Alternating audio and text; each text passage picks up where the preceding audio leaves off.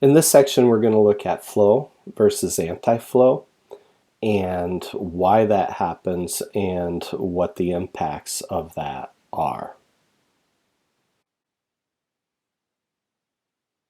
The learning objectives for this section is to help you understand how a clear vision and a clear flow, or flow clarity as we call it, measured against the distillation of agreement and your ability to deliver. So if you have high agreement and high ability to deliver, or low agreement and low ability to deliver. Now, if those are both high, clear vision and the ability to deliver, you'll have very high odds of entering a state of flow individually, as a team, and so on. You could have a clear vision and flow clarity that's high, but if you don't have the ability to distill agreement or deliver, you're not going to enter flow. And so what you end up with is right vision plus weak delivery equals wrong results. Conversely, and so that's going to be the upper left corner that you're going to see on the next page. Conversely, if you have the wrong vision, or you don't have really flow clarity, it's low, but you have the ability to distill agreement and deliver, it will still prevent you from entering a state of flow. So basically what you have there is you have the wrong vision, or weak vision, and strong delivery. You're still going to get the wrong results. I saw that with a client that I worked with just over a year ago, about a year and a half ago. They were able to deliver. Oh my goodness, were they really good. They had agile, they could do agile, they were being agile, but they didn't have clear vision and clear guidance from the organization. So they kept delivering the wrong things, which was, everybody was just getting really frustrated. And so business was blaming technology, when in fact business should have been taking a long, hard look in the mirror and saying, well, wait a second, these guys are able to deliver. Why is it that they keep delivering something we don't want?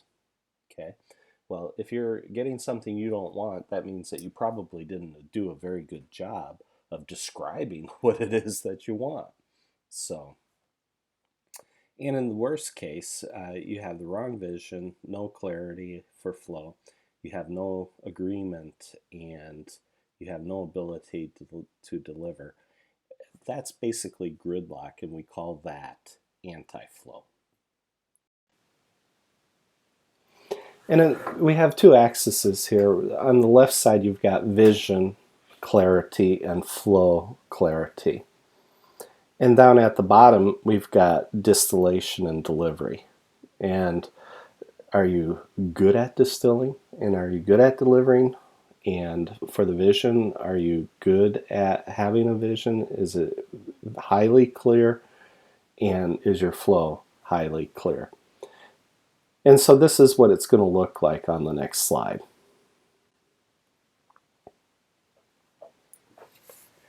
If your vision or flow clarity are low, and your ability to distill and deliver are low, you're going to be in what we call a state of anti-flow. Your team's going to be struggling at best, or maybe going through the motions. But you won't be delivering anything close to the vision of what the executives want, what your product owner wants, what your team knows that they should deliver. Now, you could end up in a situation there in the upper left box where you have really clear vision. It could even be the right vision, but your delivery, okay, your ability to distill and deliver, is so weak that even though you have the right vision, you get the wrong results. Okay, and so yeah, you could end up with division because of that.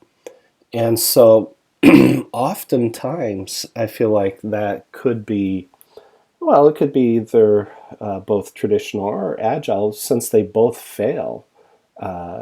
Traditional fails up to 86% of the time. Agile fails up to 58% of the time. And so when you look at that, the reason that they fail is most likely that their delivery portion of what they're doing is very weak. Now, sort of on the flip side of that, you could have the wrong vision. I've seen a lot of products come to market and die a quick, painful death where they had the wrong vision, but they had strong delivery. All right, they're able to get the products out the door, but they still end up with the wrong results because they didn't increase sales or save costs or get rid of mitigate risk for the customer or themselves. And so I've seen this happen. We saw a software that was developed for one of our customers. We didn't develop it, another team developed it. And they developed it in a vacuum. They spent millions of dollars on this software. It was for engineering specials. And it was a parallel team to one of the teams that we were working with for doing quotes and trying to get the quotation process smoothed out in the company, creating a Salesforce automation system and a customer relationship management system. And they developed the software, spent millions of dollars on it, and the engineers that developed it rolled it out to the Salesforce. And okay, this is mid to end 90s. Care to guess how many of the salespeople actually use that tool? That's right, 0. Nobody used it. And so they were able to, they had a vision. It was the wrong vision. They never talked to the customer. They had strong delivery, and they delivered it after spending a couple $1,000,000, but they got the wrong results because in the end, it added absolutely 0 value to the company. So another case is one of the customers we worked with just in the last few years. We were looking at this, and they had incredibly strong delivery. They'd been doing Agile for 8 or 9 years. They had been trained by some of the best Agilists on the planet. And the teams were able to deliver. Problem is that the product ownership and the product organization, as well as the leadership, weren't seeing eye to eye. They didn't have a common vision for what needed to be delivered. And so the teams were getting absolutely demoralized because they were quickly delivering, but they were delivering the wrong thing. And so it didn't match the vision of the product organization, and it didn't match the vision of the executives or the leadership. And so they ended up with wrong results again. So getting to flow, you'll notice it's only one box.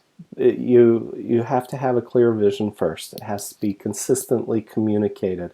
It needs to be there. If you don't have the clarity of vision and the clarity of how it will flow through the organization, then you can't get into that upper right corner. So you have to have a clear vision, clear purpose, clear mission, clear flow if you want to get up there. And then you have to have the ability to deliver it. You have to be able to distill and deliver exactly what it is that that vision is telling us that we should deliver. If you achieve that, you will achieve remarkable results. Your customers will be delighted. You'll get to market faster. And this is the difference between being in a state of flow versus everything else, which is either giving you the wrong results or is a complete state of anti-flow. And I think almost every one of us who's listening to this, you'll be able to go, yeah, I've seen exactly every one of these as examples in various projects and organizations with which I've worked during the last X number of years. Everybody has their stories about this. In this section, we went through the difference between flow all the way down to anti-flow and the couple variations in between in the 4 box that we use there. The application here is, do I have a crisp, clear vision? Do I have flow clarity? Are my teams strong at delivering? Are those deliveries aligned with my vision? If you can't answer yes to all these questions, then we should chat, because we have a lot of flow practitioners that could step in and help you get everything back on track. We have tons of ways that we do surveys, and we can pinpoint with pretty good accuracy exactly what it is that's blocking your company from achieving flow.